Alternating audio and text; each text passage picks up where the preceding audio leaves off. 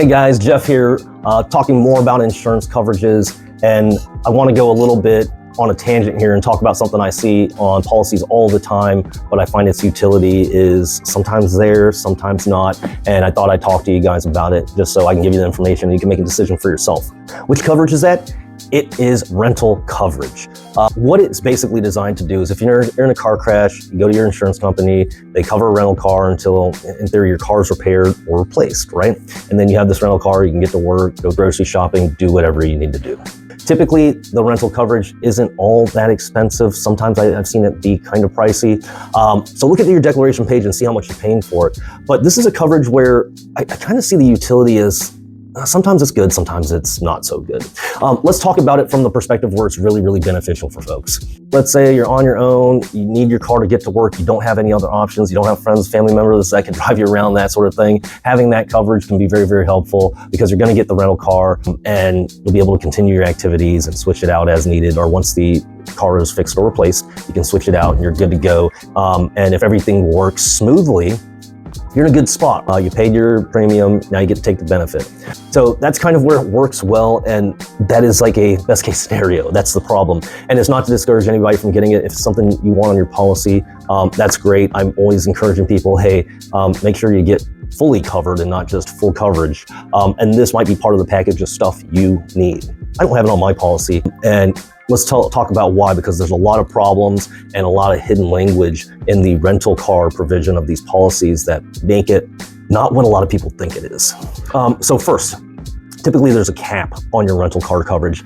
Effectively, it'll cover you up to $1 amount or 30 days, whichever you hit first. And typically, given the car rental rates these days, people are capping out with the dollar amount. If you go on Enterprise, they're one of the more expensive car rental places. Most of the bigger insurance companies, they'll work directly with Enterprise. The problem is your rental might last you 3 or 4 weeks, but at that point, your rental coverage would be done and now you're paying out of pocket.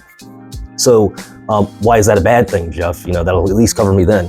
Post-COVID, the problem with the repair shops, the body shops, when these car crashes happen, is a lot of them are 2, 3, some are even 4 months out on timelines to get vehicles repaired. After that 30-day period, you're in the same position as someone who doesn't have that rental car coverage.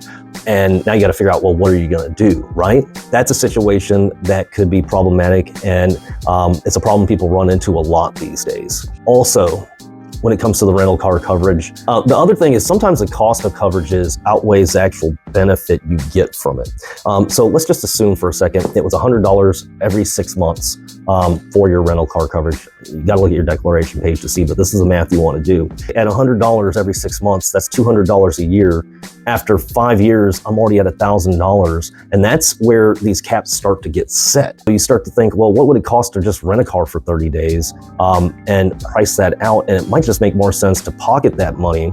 And if something does happen, you have a fund to work from, and it's almost like you're building your own rental car insurance. There's some folks, they end up getting a lot of crashes. If you're driving Uber, Lyft, you're just out on the road more, you're putting more miles, and that just means more opportunity to have a crash happen.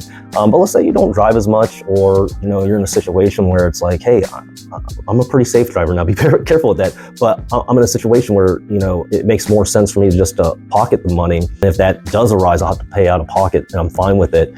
That's something you can consider there as well, and the math might make more sense to just say, hey, I'm not going to have the rental car coverage because I'm okay with paying out of pocket.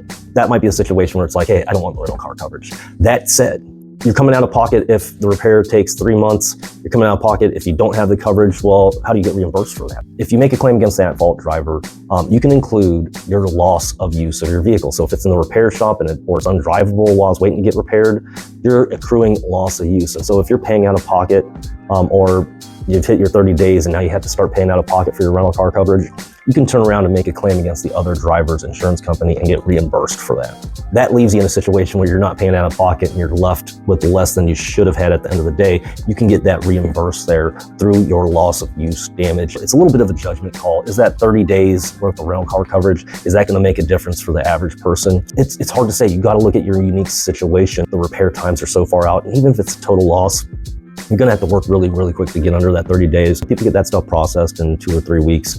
If it's a close decision on the part of the insurance company where they need to go out and evaluate it and see if it's truly totaled, that can take an extra week, and now you're pushing out beyond that 30 days. Some insurance company adjusters, they'll give you an extra couple days. Others, not so much. You may be paying out of pocket anyways, and so that's really the calculus you need to do here.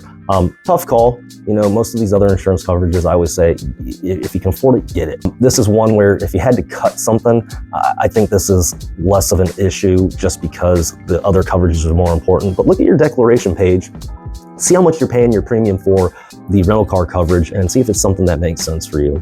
But that's it for today. Check out more videos, and we'll talk again.